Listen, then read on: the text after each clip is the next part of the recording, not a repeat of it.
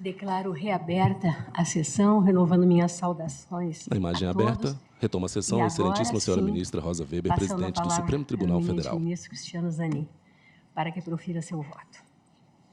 Senhora presidente, eminentes pares, examinei atentamente os elementos que constam dos autos e fiz uma detida reflexão quanto aos fundamentos dos relevantes votos proferidos pelos eminentes ministros que me antecederam. Para o voto, excelentíssimo senhor ministro Tenho Cristiano também Zanin, acompanhado ministro os do debates STF. nos mais diversos países sobre a temática da criminalização ou descriminalização do pó de drogas para consumo pessoal. Há inúmeros elementos disponíveis no plano global, na pauta, recurso evidenciando que a questão é sobremaneira complexa 635-659. e exige bastante cautela. Julgamento sobre descriminalização do porte de drogas para uso pessoal. Sobre esse cenário e trago aqui, em prol do debate profícuo e da valiosa experiência que tivemos no Juiz das Garantias, uma síntese da minha compreensão sobre o tema, com abertura sempre para rever esses posicionamentos ao longo do julgamento. Adianto que, neste momento, minha compreensão é de que, de um lado, o sistema judicial criminal, fundado na cultura da persecução penal como transformador de uma lei benéfica ao usuário em norma prejudicial, nas exatas palavras do eminente ministro Alexandre de Moraes, é falho e vem permitindo um encarceramento massivo, indevido, sobretudo de pessoas vulneráveis. De outro lado, a declaração da inconstitucionalidade do artigo 28 da Lei 11.343, com máximo respeito, poderia até agravar o problema, ao retirar do mundo jurídico os únicos parâmetros normativos existentes para diferenciar o usuário do traficante. E ainda, ao descriminalizar o porte para o uso de drogas, sem disciplinar a origem e a comercialização das drogas que poderão ser consumidas. Exponho com mais vagar. O Congresso Nacional, ao editar a Lei 11.343, optou por abrandar as sanções cominadas ao simples usuário, afastando a possibilidade de aplicação de penas privativas de liberdade e prevendo somente penas de advertência, de prestação de serviço à comunidade e de medida educativa de comparecimento a programa ou curso educativo. Pouco mais de um ano após a edição da referida lei, mais precisamente em 13 de dezembro de 2007, a primeira turma deste tribunal teve a oportunidade de manifestar sobre o tema em debate.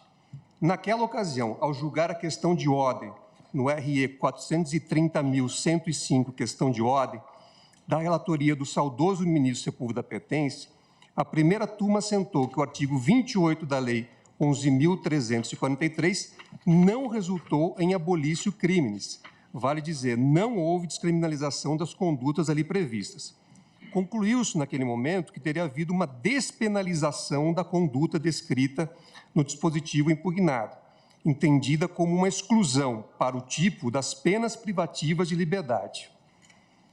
O referido julgado constituiu-se no lead case de posteriores decisões de ambas as turmas deste Supremo Tribunal Federal, a exemplo do HC 148.484, agravo regimental da relatoria do eminente ministro Celso de Mello, julgado pela segunda turma em 24 de abril de 2019, e do HC 178.521, da relatoria do eminente ministro Luiz Fux, analisado pela primeira turma em 2 de abril de 2020.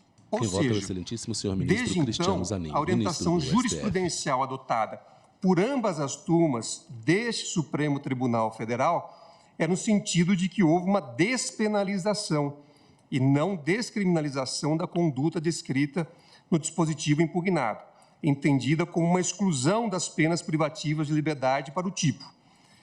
É evidente que essa despenalização da conduta não teve o condão de solucionar ou de melhorar o problema das drogas no país. Como exposto no substancioso voto proferido pelo eminente ministro Alexandre de Moraes, há graves discrepâncias na aplicação judicial e extrajudicial do artigo 28 da Lei 11.343. Pessoas pobres, negras, de baixa escolarização, em regra, deixam de receber do sistema de justiça o benefício da despenalização prevista na legislação e referendada pela jurisprudência deste Supremo Tribunal Federal. Tais jurisdicionados estão sendo encarcerados em massa e esse encarceramento indevido serve, muitas vezes, como porta de entrada para organizações e facções criminosas ligadas às drogas. Diante desse cenário, o que fazer? A mera descriminalização do porte de drogas para consumo, na minha visão, apresenta problemas jurídicos e ainda pode agravar a situação que enfrentamos nessa problemática do combate às drogas, que é dever constitucional, nos termos do artigo 144, inciso 2, da Constituição da República. Não tenho dúvida de que os usuários de drogas são vítimas do tráfico e das organizações criminosas ligadas à exploração ilícita dessas substâncias. Mas o Estado tem o dever de zelar pela saúde de todos, tal como previsto no artigo 196 da Constituição da República. A descriminalização, ainda que parcial, das drogas poderá contribuir ainda mais para o agravamento desse problema de saúde. A ratio legis do artigo 28 é justamente a de reduzir esses danos.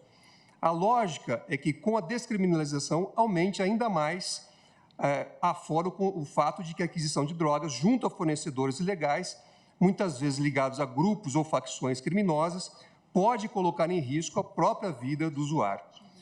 De outro lado, faço importante e necessário sobrelevar o disposto no artigo 3º, item 2, da Convenção contra o Tráfico Ilícito de Entorpecentes e Substâncias Psicotrópicas, internalizada no Brasil pelo Decreto 154, de 26 de junho de 1991, que estabelece que cada país adotará medidas necessárias para caracterizar como delito penal, de acordo com o seu direito interno, quando configurar a posse, aquisição ou cultivo intencionais de entorpecente ou de substâncias psicotrópicas para consumo pessoal. Embora esse compromisso internacional de manter a criminalização da posse de drogas para consumo pessoal não seja absoluto, pelos dados que disponho, noto que os países que optaram pela descriminalização do uso de drogas editaram leis específicas para disciplinar conjuntamente a forma de aquisição de tais substâncias. Muitas delas, aliás, estão enfrentando um claro questionamento público.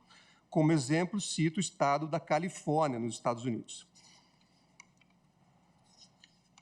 Por outro lado, a clara necessidade de que precisamos evoluir com a nossa legislação sobre drogas, na minha compreensão, e pedindo vênia aos eminentes pares que já votaram, não permite, ao menos nesse momento, a declaração de inconstitucionalidade do artigo 28 da Lei 11.343. Até porque, como já expus no começo do meu voto, esse dispositivo é o único a conter parâmetros relativamente objetivos para diferenciar, na atualidade, a situação do usuário e do traficante. Diz o parágrafo 2º do artigo 28. Para determinar se a droga destinava seu consumo pessoal, o juiz atenderá à natureza e à quantidade da substância apreendida, ao local e às condições em que se desenvolveu a ação, às circunstâncias sociais e pessoais, bem como à conduta e aos antecedentes do agente. Assim, diante do exposto, respeitando os entendimentos em sentido contrário, nego o provimento ao recurso extraordinário.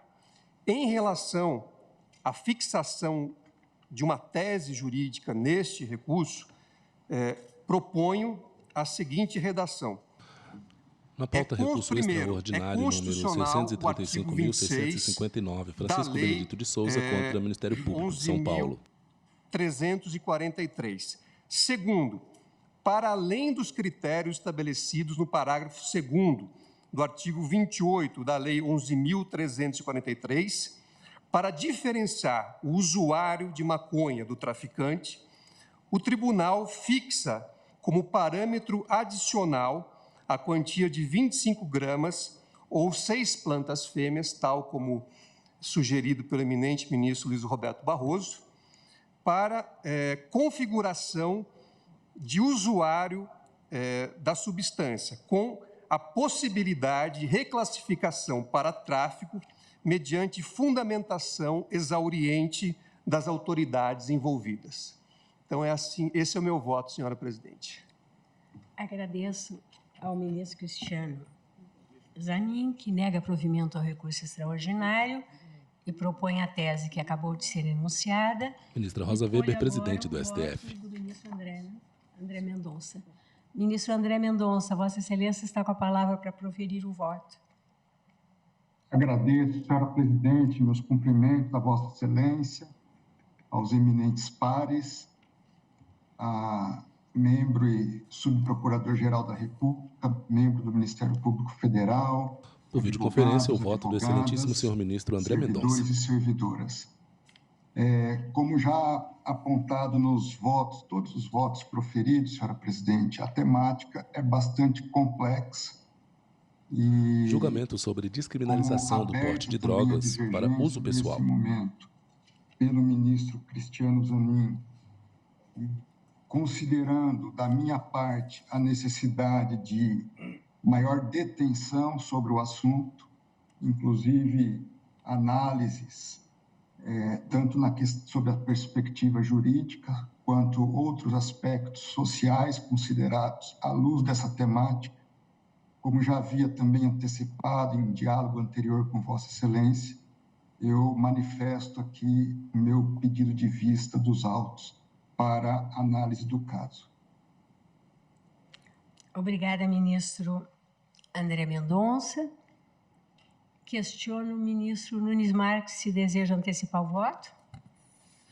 Senhora presidente, ministra Rosa Weber, quem eu cumprimento também a ministra. No plenário físico do Supremo Tribunal Federal, do lado direito da mesa, quem vota é o ministro Nunes Marques. Advogados, servidores, meu quase boa noite a todos. Senhora presidente, eu vou aguardar o voto visto. Pois não. Ministro Fux, Vossa Excelência. Presidente, vou manter meu costume de aguardar.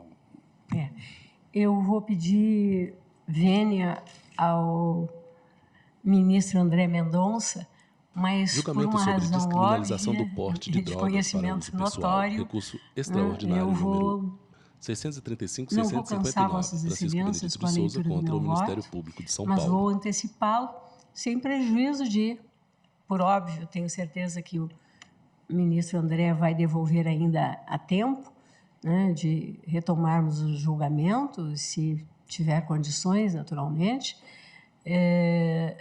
mas sem prejuízo de juntada de voto escrito, eu vou antecipar o meu voto. E o interessante é que eu estava a acompanhar o voto do eminente relator, né, entendendo que, embora o pedido esteja limitado à questão da maconha, a ratio decidendi seria a mesma e o tribunal logo iria ter de se debruçar sobre a temática das demais drogas.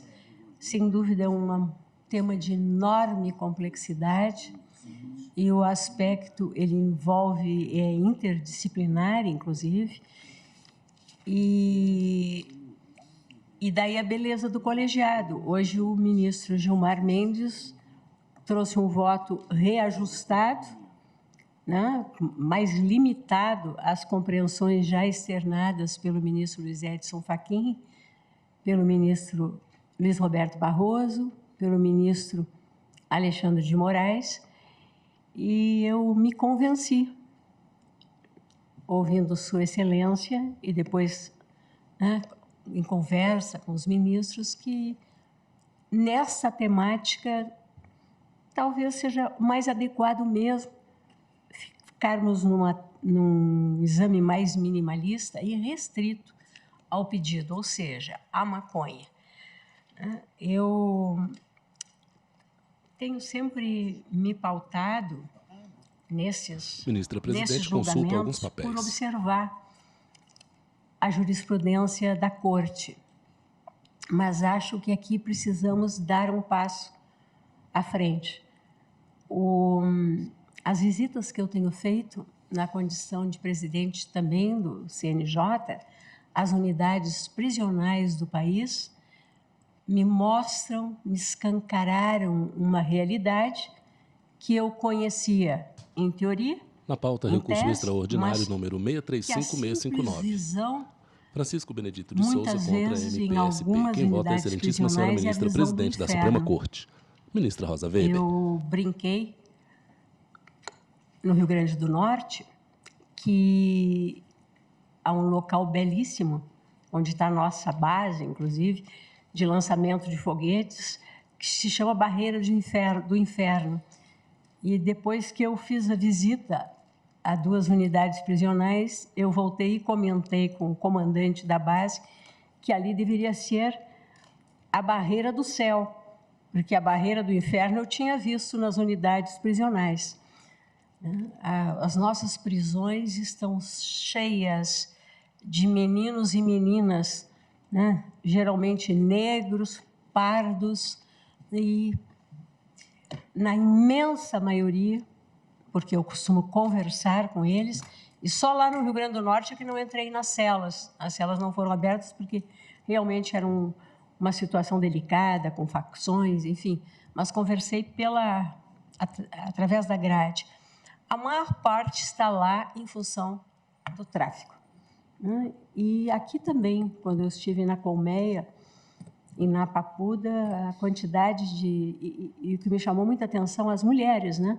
Mulheres e adolescentes, né, que, na verdade, ficam levando e transportando. Então, eu penso que o Supremo Tribunal Federal pode, sim, ajudar nesta solução, sem prejuízo da atuação do Congresso.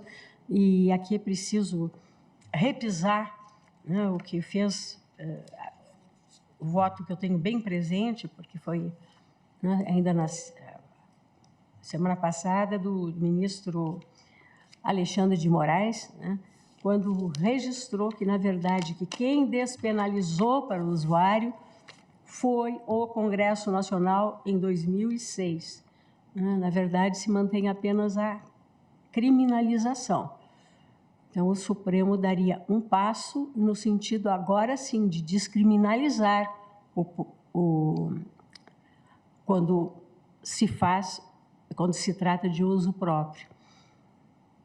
Por isso, eu reajusto o meu voto, e tenho extensa fundamentação, mas, de fato, não vou cansar Vossas Excelências. Poderia, quem sabe, não é tão grande assim, mas fazer apenas algum registro, que embora já tenha sido também aqui destacado, no sentido que toda a teleologia que informa a lei de drogas seria justamente a solução do problema da dependência química, por meio da saúde pública e de problemas educacionais e ainda de conscientização quanto aos efeitos deletérios ocasionados pelo consumo de entorpecentes, que ninguém aqui está, de forma alguma, a estimular. Muito menos eu. E, contudo, de uma maneira paradoxal, e o que não passou ao cuidado do eminente relator, a Lei 11.343 manteve a criminalização da conduta de portar drogas para o consumo pessoal. Destacou o eminente relator em seu voto o mero fato de a Lei de Drogas tipificar o porte de drogas para consumo pessoal, que o mero fato de a Lei de Drogas tipificar o porte de drogas para consumo pessoal potencializa, isso é muito importante, potencializa o estigma que recai sobre o usuário e acaba por aniquilar os efeitos pretendidos pela própria lei no atendimento, tratamento e reinserção econômica e social dos usuários e dependentes de droga. E essa incongruência normativa alinhada à ausência de Para o voto no objetividade plenário físico do Supremo Tribunal Federal, a excelentíssima senhora ministra Rosa Weber, presidente da Suprema além Corte. de incrementar o estigma social sobre Na pauta, o processo usuário, recurso extraordinário fomenta número a condenação 635659. de usuários como se Francisco Benedito de traficantes Souza contra o Ministério fossem. Público de São Paulo. Eu tenho aqui vários, eu vou discriminando, como temos um pouquinho de tempo ainda, né? Eu só vou destacar HC 176.400, a nossa jurisprudência, HC 176.422. O paciente havia sido condenado a pena de 5 anos e 10 meses de reclusão em regime inicial fechado pela prática do crime previsto no artigo 33 caput, combinado como 46 da Lei de Drogas. O paciente, no momento da abordagem policial, portava apenas 6 gramas de maconha. Nessa Suprema Corte, o ministro Alexandre de Moraes concedeu a ordem monocraticamente, que posteriormente foi confirmada pela primeira turma, que eu integrava, para restabelecer a sentença de primeiro grau que havia condenado o paciente como incurso no artigo 28 da lei, que não havia condenado. Já no HC 203.688, o paciente havia sido condenado a pena de 5 anos e 6 meses também de reclusão, em regime inicial fechado, e no momento da diligência policial, em sua casa, mantinha em depósito 97,35 gramas, perdão, centigramas, 97 gramas e 35 centigramas de maconha. E neste Supremo Tribunal Federal, após o não conhecimento do habeas pelo ministro Nunes Marques, a segunda turma deu provimento ao agravo regimental para restabelecer a sentença de primeiro grau. A distinção do contexto fático e quantidade de drogas apreendida nesses casos que eu referi demonstra a dificuldade do sistema criminal de identificar o usuário em contraposição com o traficante. O usuário acaba indistintamente enquadrado como traficante, ainda que aplicável a minorante do artigo 33, parágrafo 4º da lei. Todo esse cenário demonstra, no meu entendimento, não só a incongruência legal ao prescrever medidas a serem adotadas no âmbito do sistema de saúde e, ao mesmo tempo, criminalizar o porte de drogas para consumo pessoal, como também a reduzida eficácia normativa da distinção entre usuários e traficantes, em razão justamente da ausência de critérios objetivos que possibilitem a identificação efetiva dessa dessemelhança. É bem verdade, como destacado também pelo eminente relator em seu voto, que o artigo, e hoje também trazido à colação, que o artigo 28 da Lei 11.343 já foi objeto de apreciação, embora sob um enfoque diverso, pela primeira turma, quando sequer ainda eu estava aqui nesse tribunal. Foi um julgamento efetuado em 2007, sob a relatoria do ministro Sepúlveda Pertence. Na pauta RE 635659, Francisco Benedito de Souza contra a MPSP. Para consumo pessoal, artigo 28 da lei. Tendo em vista que o artigo 1º da Lei de Introdução do Código Penal, que estabelece configurar crime a infração penal cuja pena prescrita em lei seja no mínimo detenção. Naquela sentada, a primeira turma compreendeu que, a despeito da previsão contida no artigo 1º da Lei de Introdução ao Código de Processo Penal, o legislador optara por manter a criminalização da conduta de portar consigo entorpecentes para uso pessoal, apesar de tê-la despenalizado, entendida como exclusão para o tipo das penas privativas de liberdade.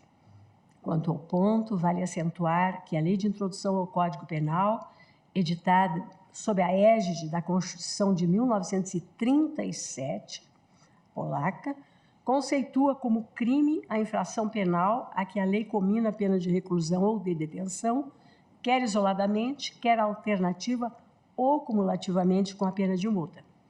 Seguindo tais termos, o artigo 28 da Lei 11.343 não poderia ser considerado crime, pois a lei não prescreve a pena de reclusão ou detenção, mas tão somente advertência sobre os efeitos das drogas, prestação de serviços à comunidade, medida educativa de comparecimento a programa ou curso educativo e, em caso de recusa, admoestação verbal e multa. A interpretação adequada do ordenamento jurídico positivo, entretanto, com a máxima vênia, afasta essa conclusão. A Constituição Cidadã de 1988 estabelece no artigo 5º, inciso 46, que a Quem lei vota é a pode excelentíssima fixar, senhora ministra Rosa dentre Weber, presidente outras, do STF. as seguintes consequências pela condenação pela prática de bens: privação ou restrição de liberdade, perda de bens, multa, prestação social alternativa e suspensão ou interdição de direitos. Ou seja, são múltiplas as decorrências possíveis pela prática de delitos, cabendo ao legislador infraconstitucional estipular, observadas as limitações contidas no artigo 5º, 47 da Carta Política, as espécies de sanções penais e ao juiz aplicá-las ao caso concreto. Há a considerar que a lei de drogas, além de editada em momento posterior, e muito, à lei de introdução ao Código Penal, pois ela é de 2006, consubstancia a lei especial, que expressamente consignou a conduta de portar drogas para uso pessoal como crime. Aplicável, pois, na espécie, aplicáveis os critérios clássicos de interpretação jurídica. A lei especial derroga a lei geral e lei posterior derroga priori. A evidenciar, uma vez que o artigo 28 da Lei 13.000 anterior, a evidenciar, uma vez que o artigo 28 da Lei 11.343 encerra a tipificação de um delito. Desse modo, na minha visão, de rigor reconhecer que o artigo 28 da Lei de Drogas encerra a criminalização da conduta de portar entorpecentes para consumo pessoal e as consequências da condenação pela prática desse delito possuem inequivocamente natureza penal. Assim, ressalto que, consoante asseverado no julgado a que me referi, a condenação pela prática do delito previsto no artigo 28 da Lei de Drogas seria a circunstância apta, nos termos do artigo 63 do Código Penal, a incidir agravante da reincidência. Destaco, contudo, que o julgado em referência não tem encontrado no âmbito dessa Suprema Corte e do Superior Tribunal de Justiça ressonância unânime. A verdade é que os tribunais superiores, de modo geral, têm superado tal entendimento e, em consequência, atenuado os efeitos penais secundários oriundos da condenação por porte de drogas para uso pessoal. Exemplo dessa mitigação foi o quanto decidido pela 6ª Turma do Superior Tribunal de Justiça, em 2018, ao exame do recurso extraordinário 1.672.654, São Paulo, relatoria da ministra Maria Tereza de Assis Moura, 6ª Turma, como eu disse, 21 de agosto de 2018. Na ocasião, alterada a jurisprudência prevalecente, que até então seguiu um entendimento firmado no recurso extraordinário 430.105, para, à luz de interpretação sistemática do ordenamento jurídico e do princípio da proporcionalidade, considerar que a condenação anterior pela prática do crime de porte de drogas para consumo pessoal não poderia gerar o reconhecimento da agravante da reincidência. Posteriormente, a 5ª Turma acompanhou a mudança operada e a situação se consolidou no âmbito daquele tribunal. E aqui eu cito, isso ocorreu no HC 453.437, 5ª Turma, relatoria do ministro Reinaldo Soares da Fonseca. Julgamento em Diário de Justiça, de 15 de outubro de 2018. A 2ª Turma dessa Casa, após a consolidação da jurisprudência de ambas as turmas da 3ª Seção do Superior Tribunal de Justiça, passou a adotar compreensão consentânea com o referido abrandamento. Ao analisar o RHC 178.512, relatoria do ministro Edson Fachin, 2ª Turma, julgamento em 22 de março de 2022, por maioria, a compreensão de que, violado o princípio da proporcionalidade, manteve decisão monocrática do relator por meio da qual concedida ordem de habeas corpus para determinar ao juízo de primeiro grau que se abstivesse de considerar a condenação anterior pela prática do delito previsto no artigo 28 da Lei 11.343, como circunstância apta ao reconhecimento da reincidência. Também eu, no âmbito do HC 148.353, endossando fundamentação idêntica, deferi medida liminar para suspender a execução da pena do paciente até posterior julgamento do mérito daquele writ constitucional. Haja vista que a condenação pela prática do crime de portar drogas para consumo pessoal não se mostra fator apto ao reconhecimento da reincidência, não há, na minha compreensão, falar igualmente em sua utilização para valorar negativamente a circunstância judicial dos maus antecedentes. De modo similar, a quinta turma do Superior Tribunal de Justiça, ao apreciar o recurso extraordinário 1.795.962, relator ministro Ribeiro Dantas, compreendeu, seguindo a ratio decidendi dos precedentes firmados por aquela Corte, que é mais razoável que o fato de o recorrente estar sendo processado pela prática do crime previsto no artigo 28 da Lei 11.343 seja analisado como causa facultativa de revogação do benefício da suspensão condicional do processo, cabendo ao magistrado proceder, nos termos do parágrafo 4º do artigo 89 da Lei 9.099, de 2006, ou extinguir a punibilidade do recorrente, a partir da análise do cumprimento das obrigações impostas. É possível concluir, portanto, que, embora topograficamente inscrito no título 3º, referente às atividades de prevenção do uso indevido, atenção e reinserção social de usuários e dependentes de drogas, e especificamente no capítulo 3º, atinente aos crimes e às penas, a jurisprudência dos tribunais superiores tem mitigado, em parte, atenta à teleologia que informa a lei de drogas e ao princípio da proporcionalidade, as consequências penais do artigo 28 em exame, afastando, de forma incisiva, efeitos secundários decorrentes da condenação pela sua prática. Esse é o atual contexto normativo e jurisprudencial.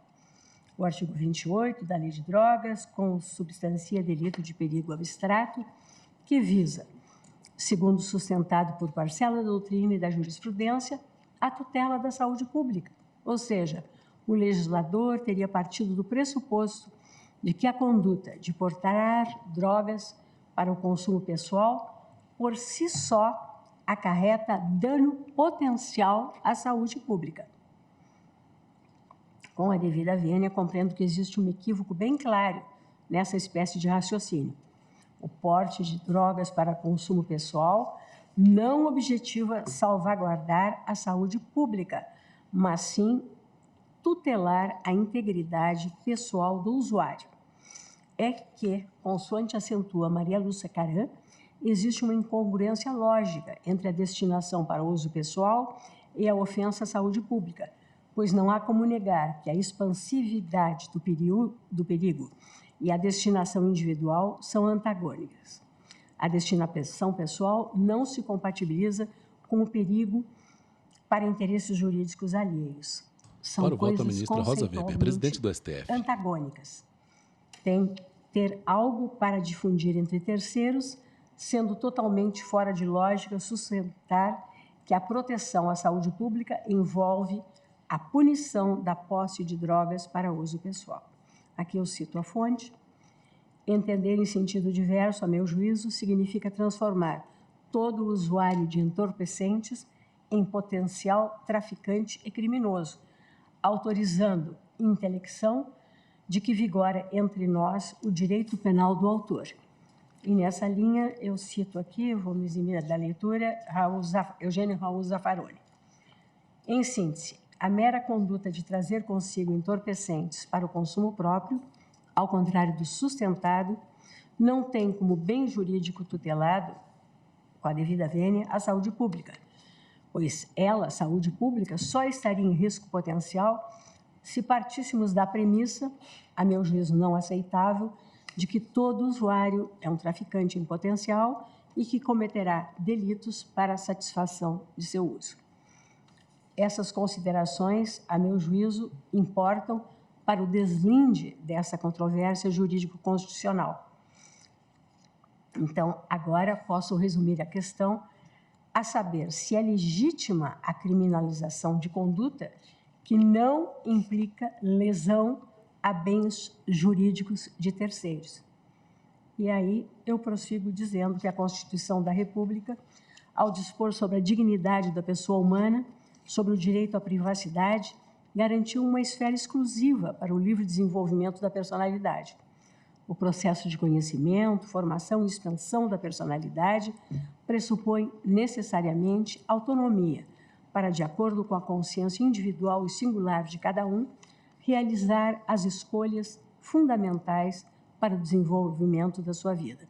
Aqui eu estou me reportando ao magistério de José Afonso da Silva. É preciso reconhecer, portanto, que a autonomia privada, entendida como a capacidade das pessoas de se autodeterminarem, ou seja, a capacidade dos indivíduos de definirem as regras de regência da sua própria vida particular, consubstancia o núcleo essencial e inviolável do direito à liberdade. Autonomia privada é, pois, a aptidão para tomar decisões, escolher os caminhos e direções da própria vida, adotar concepções ideológicas, filosóficas ou religiosas, enfim, definir, sob os mais diversos ângulos, as características básicas e individuais de cada um, bem como o itinerário a ser seguido. Tudo segundo a consciência particular e única, em busca do que consideram viver bem, sem a possibilidade de interferência indevida por parte de terceiros, seja particular, seja o Estado. Aqui, em linha semelhante, o ministro Luiz Roberto Barroso, no âmbito doutrinário, destaca, e eu transcrevo o magistério de Sua Excelência, eu vou só ler um trechinho, a meu juízo, absolutamente pertinente. Desse modo, diz o ministro Barroso, ao contrário da autonomia moral, a autonomia pessoal, embora esteja na origem da liberdade, corresponde apenas ao seu núcleo essencial. A liberdade tem um alcance mais amplo que pode ser limitado por forças externas legítimas, mas a autonomia é a parte da liberdade que não pode ser suprimida por interferências sociais ou estatais por abranger as decisões pessoais básicas, como as escolhas relacionadas com religião, relacionamentos pessoais, profissão e concepções políticas, entre outras. A meu juízo, do reconhecimento da autonomia privada advém umbilicalmente a admissão de que o ser humano é capaz, por si só, de tomar decisões a respeito dos aspectos particulares e essenciais de sua vida e de segui-las, desde que não transgrida o direito de outros, de modo a cada um controlar, na medida do possível, seu próprio destino, sendo, portanto, escritores, produtores, diretores e atores principais da própria vida. Há de se destacar que a autonomia privada abrange o direito de tomar decisões por quaisquer razões, não cabendo a terceiros e ao Estado compelir os indivíduos a determinados paradigmas mais corriqueiros. Aqui, eu, nessa diretriz, cito Daniel Sarmento, vou me eximir também da leitura. Prossigo dizendo que a autonomia privada, contudo, não engloba apenas as decisões de índole fundamental da vida dos cidadãos. Ao revés, enquadra e protege os atos mais básicos e corriqueiros da vida, como, por exemplo, a escolha da vestimenta, o corte de cabelo, a profissão, o que comer e beber, time de futebol, o que assistir, o filme assistir, local de moradia. Mais uma vez... Julgamento sobre descriminalização do porte de droga para uso pessoal. Recurso extraordinário 635659, Francisco Benedito de Souza contra o Ministério Público de São Paulo. Dizendo que nessa ordem Quem vota é a excelentíssima senhora ministra Rosa Weber, presidente do STF. Da existência de um círculo deliberativo exclusivo, dentro do qual o indivíduo toma suas decisões particulares sem a possibilidade de interferência de terceiros. É por essa razão que João Costa Neto assevera que, a princípio, não há uma proteção da dignidade humana contra si próprio, isto é, o Estado não tem o dever de impedir um sujeito de violar sua própria dignidade, se é que isso é possível. Assim, é possível afirmar que não existe uma tutela, acrescento eu, irrestrita contra si mesmo. No entanto, em conformidade com a dogmática dos direitos fundamentais e com a jurisprudência do Supremo, diversamente do que poderia parecer em um primeiro olhar, a autonomia privada encontra limites no ordenamento jurídico, sendo o princípio do dano, sem descurar de seus problemas intrínsecos, uma diretriz valiosa a ser utilizada como parâmetro. A delimitação do dano, nesse contexto, se revela importante. Não deve ser qualquer dano que legitimará a restrição à autonomia privada. Assim, a ideia de dano deve se vincular impreterivelmente à noção de desrespeito a direitos. Ocorre, no entanto, que a mera ocorrência de um dano nem sempre justificará a limitação à liberdade, sendo indispensável, em ocorrendo aparente colisão de direitos fundamentais, recorrer ao princípio da proporcionalidade para aferir a legitimidade da intervenção.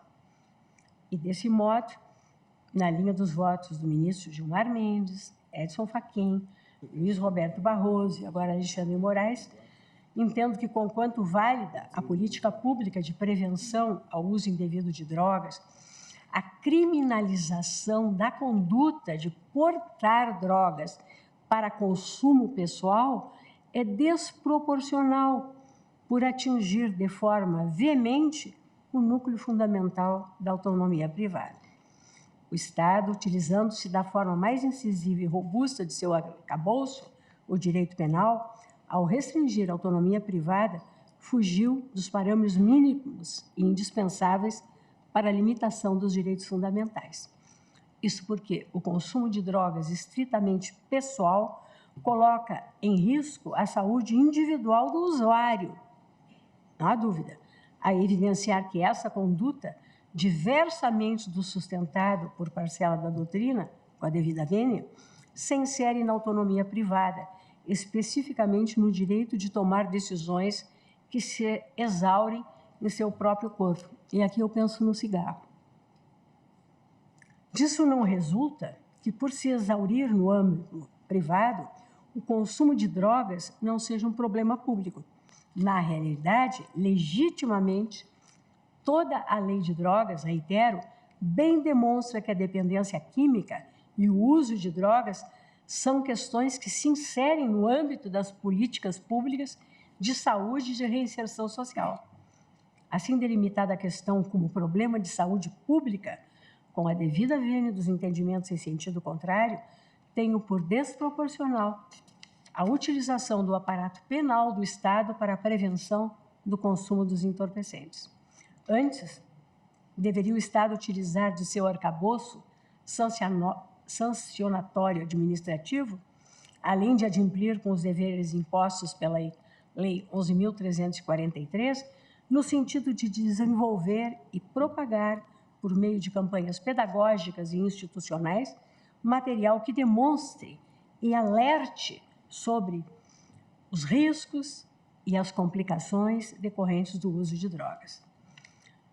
Compreendo que o artigo 28 da Lei de Drogas é inconstitucional na parte que prevê sanções de natureza penal, sendo inviável Bom, aqui eu já estava na linha que eu mesma reajustei. A ratio decidendi me levaria a compreender e a seguir na mesma linha com relação a outros entorpecentes. A meu juízo, o voto do ministro Gilmar Mendes e na mesma linha do voto do ministro Edson Fachin, agora do ministro Luiz Roberto Barroso, do ministro Alexandre de Moraes, pedindo toda a vênia para o ministro Cristiano Zanin, é mais consentânea com a técnica jurídica e com a minha compreensão sobre o tema. Na verdade, eu estou aqui agora acompanhando o relator, dando provimento ao recurso extraordinário, como fez Sua Excelência, e atribuindo interpretação conforme. É isso, né, ministro Gilmar? O voto registrado de Vossa Excelência. Eu não tenho aqui está a parte final. Ao artigo 28 da Lei 11.343, para excluir a incidência do tipo penal, a conduta do recorrente e enfim, absolvê-lo. Eu vejo que a conclusão do voto do ministro Gilmar, que eu estou acompanhando, também a questão que sobeja diz com os critérios objetivos, e eu também estou fazendo a adequação nessa tentativa de composição das compreensões, ficaria nos 60 gramas propostos pelo ministro Alexandre na linha do voto reajustado, e como também o próprio ministro Luiz Roberto já disse que não teria qualquer, embora também se definirem pelos 100 gramas, não tenha nenhuma dificuldade. Por hora, a minha posição é 100 gramas, presidente, mas depois do debate veremos o que... Palavra do ministro Luiz Roberto Barroso, vice-presidente do STF. Certo. Pois não, ministro Alexandre? Presidente, só um esclarecimento. Pelo que eu entendi da posição do ministro Cristiano Zanin, nós podemos separar em 2 pontos. O primeiro ponto seria a questão da descriminalização, que as medidas se tornariam administrativas. O eminente ministro Cristiano Zanin mantém as medidas como penais, apesar de não existir a possibilidade de pena privativa de liberdade. Mas, no segundo ponto, o eminente ministro Cristiano Zanin acompanha a todos. A necessidade de fixação, independentemente do peso, mas a necessidade de fixação de um critério objetivo baseado no peso, nesses casos, para usuário e traficante. Acho que é isso que eu entendi. Para além dos requisitos, dos parâmetros do parágrafo 2º do artigo 28, também fixar uma quantidade que possa diferenciar, em princípio, o usuário do traficante. Porque foi exatamente também... Zanin. No meu voto, eu mantenho aqueles critérios da lei, balança, o local, e fixar. Porque eu acho isso importante, porque na questão da diferenciação entre usuário e traficante, acho que todos estamos de acordo. Do porte de drogas para uso pessoal. Certo. A tese do... Não, nessa segunda questão. Sim. Não, é que a primeira é básica, né? Vamos descriminalizar ou não? O eminente ministro... Sim, por isso que eu disse. Zanin não descriminaliza. Ele não descriminaliza, mas ele separa o usuário do traficante, exatamente. No segundo momento, a tese, inclusive, é de uma clareza... Exatamente. Isso, eu sigo essa linha de acrescentar esse critério, para além daqueles que já estão no parágrafo 2º do artigo 28, a quantidade de drogas para separar o usuário do traficante. Cristiano Zanin, ministro do STF. Que se contém na tese. E aí estou aberto, inclusive, a repensar e ajustar essa quantidade. Eu acho que pode haver, ministro Zanin, para pensarmos juntos, talvez uma distinção importante em tratar como crime ou como sanção administrativa para fins de primariedade ou não. Sim. De modo que, se prevalecer a posição de Vossa Excelência, o usuário deixa de ser primário. E isso pode ter consequências penais relevantes. Há uma outra questão, eu não quero aqui prolongar, mas que, obviamente, o eminente ministro Cristiano Zanin, criminalista, sabe, é que a lei não foi muito técnica, porque quando a gente aprende a diferença, por exemplo, de contravenção e crime... Intervém o ministro Alexandre de Moraes. É porque a pena é prisão simples ou multa. E crime, a pena é de detenção ou reclusão. Não existe crime se a pena não for de detenção ou reclusão. Quando o legislador trouxe e manteve como crime, mas sem pena de reclusão, sem pena de detenção e sem pena de prisão simples, na estrutura do direito penal, não é um crime propriamente. Ficou no âmbito do direito penal a aplicação dessas sanções. E o que também é interessante, o descumprimento dessas medidas também não acarreta a prisão. Ficou algo, diríamos, fora da teoria do direito penal. Porque se nós apresentássemos dentro da teoria do direito penal, não é nem crime nem contravenção, porque não tem pena privativa de liberdade, nem a prisão simples. E, ministro Alexandre, e eu vejo também, né, nesse debate, estamos pensando juntos os problemas, é que ao criminalizar você dificulta a procura da assistência médica, a procura do sistema de saúde pública, porque se você procura o sistema de saúde pública como usuário de drogas, se isso for considerado crime, o hospital é obrigado a reportar. Ministro Luiz Roberto Barroso, vice-presidente do STF. Também do ponto de vista de saúde pública, a criminalização pode ser um problema. Em sede doutrinária, eu acho que todos os legisladores falam em despenalização promovida pelo próprio legislador. Ele despenalizou. Eu cito no meu voto, há países na Europa que transformaram o usuário, também não era uma pena privativa de liberdade, eram sanções assim, mas transformaram em questão administrativa e multas altas em euros. E isso acabou ampliando, em alguns países, 100% a 150% a autuação, porque aí o poder público ia atrás das multas, né? Então, foi, do ponto de vista do combate, foi até mais eficaz. Mas, do ponto de vista...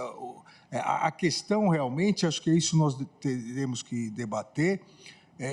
Crime, propriamente, não é, mas a competência é do juízo penal, né? Então, exato, aí seria a diferença. Exatamente. Porque, na verdade, segundo o entendimento, inclusive até agora, do tribunal, não houve abolício crimes. Exato. Então, a competência continua sendo da justiça criminal. E da própria polícia para fiscalizar e não de autoridades administrativas. Exatamente. Exato. Na pauta, o recurso extraordinário número 635656. Francisco Benedito de Souza contra o Ministério Público de São Paulo. A importância da discussão que nos propiciou também neste... Pede a palavra o excelentíssimo senhor ministro Gilmar Mendes. Retomada de julgamento, prioridade na pauta, mas chamar a atenção para um ponto que nós já discutimos, que é essa diferença que se coloca, e isso já, talvez, desde 2006, desde a aplicação da lei, vou chamar a atenção, ministro Alexandre, entre o programa normativo e, vamos chamar grotescamente, o âmbito normativo ou essa realidade. A leitura que se faz, e aí, inclusive, para a gente usar também expressões fortes, que traduzem exatamente a experiência que Vossa Excelência acaba de viver, né, nos vários presídios, essa criação desse sistema de um apartheid, porque o preto pobre, jovem, ele, na verdade, se estiver com... E nós temos vários casos que chegam na turma, nós discutimos isso com frequência. Alguém vai dizer, não, é algo litero-poético recreativo. Não, o sujeito que está preso provisoriamente por porte de 2 gramas, seja de cocaína, seja de maconha. Isso é um dado da nossa realidade. Né? Ministro Fachin, ministro Cássio, ministro André, nós vivenciamos isso, e Vossa Excelência deu aí os exemplos também já da execução penal, né, em muitos casos. Portanto, há essa decalagem, esse fosso entre o programa normativo, que teve esse viés, e a realidade. Faz parte, talvez, até da ideologia judiciária que se assentou e que tem consequências deletérias em todo esse sistema. Nós já sabemos, já foi falado aqui, a marca que significa, já do ponto de vista penal, dizer, não, essa pessoa não é doente, ela é um traficante ou um usuário de droga, um utente de droga. Ele já passa a entrar no catálogo de criminosos para todos os efeitos. Isso tem uma imensa consequência entre tratar o tema como um tema de saúde pública que merece o tratamento e tratar o tema como um tema criminal. Então, esse ponto que Vossa Excelência agora ressaltou é fundamental. É preciso que a gente tenha plena consciência disso. E aí o outro passo, que muitas vezes se cumula, que se se trata de determinadas pessoas, ou mesmo na descrição da lei, está em determinado local, porque é uma das referências que a lei faz, né, do parágrafo faz. Está em determinado local. Então, é caso de tráfico. Isso já... E o local nós podemos imaginar qual é. Em muitos casos, são as comunidades pobres, onde essas pessoas estão inseridas, vivem, moram, etc. Então, me parece que nós temos uma imensa responsabilidade, porque essa discussão, que obviamente é extremamente delicada, mas ela tem um efeito holístico sobre todo o sistema. O ministro Alexandre trouxe dados sobre o incremento de prisões após... Veja, a lei veio com esse viés liberalizante, mas houve um incremento das prisões. Portanto, se trocou o sinal da lei, não se fez sequer esse distinguish que agora o ministro Fachin, o ministro Zanin propõe. Desculpe-me, são os sons dos índios, aí a rima. O ministro Zanin propõe de ter-se uma segurança em relação a isso. E talvez até essa mistura dentro, vamos chamar, dessa ideologia, fosse um pouco conveniente. Não é? No final, cumpre-se um pouco o desiderato, uma certa produtividade, agora com consequências terríveis para essas pessoas. E com consequências outras que já também afloraram aqui. Essas pessoas que caem no sistema penitenciário têm que fazer opção pelas facções existentes. A excelência sabe muito bem. E, a partir daí, passam a merecer proteção e são soldados desse sistema. Nós temos que refletir um pouco sobre tudo isto nesse contexto em que estamos decidindo, porque isso tem consequências enormes para todo o sistema. Para os direitos individuais, como a gente vem apontando, e, de fato, o legislador ele não pode transformar fatos determinados, corriqueiros, em crimes. Isso que a ministra Rosa acaba de dizer. Amanhã eu decido dizer que comer gordura ou ser obeso, seja lá o que for, é crime. Não é razoável, não é? Mas o Estado tem direito de dizer, não coma isso, não é? Evite açúcares, faça exercício, não é? Em bem da saúde pública, mas dizer, não fazer exercício é crime? Não é? Então, nós temos que olhar um pouco isto nesta perspectiva. Agora, esse consórcio que se faz, este misto compósito dos conceitos, ora o sujeito é usuário, ora é traficante, ou estão em ambas as posições, isso é extremamente grave, porque reforça, inclusive, o arbítrio do Estado. Isso é muito grave. E tem todas essas consequências que nem vou reiterar. Veja, aumenta o número de presos, aumenta a dependência, vulnera essas pessoas que já estão extremamente vulneráveis. O ministro Alexandre trouxe esses dados empíricos impressionantes. Mas, se a gente fosse entrar num debate antropológico e sociológico sobre essa questão, por que essas pessoas, pretas... Com a palavra, o excelentíssimo senhor ministro Gilmar Mendes, ministro do STF. Ele é preso. Talvez porque ele não tem acesso a advogado também. Porque ele não tem acesso à defesa, ele não sabe articular de instrução baixa, que é um dos critérios também que Vossa Excelência lista. Quer dizer, eu me lembro que, certa feita, dei aula para um grupo de alunos de todos os locais aqui da cidade, num curso que fazíamos no IDP. E fui lá para encerrar o curso.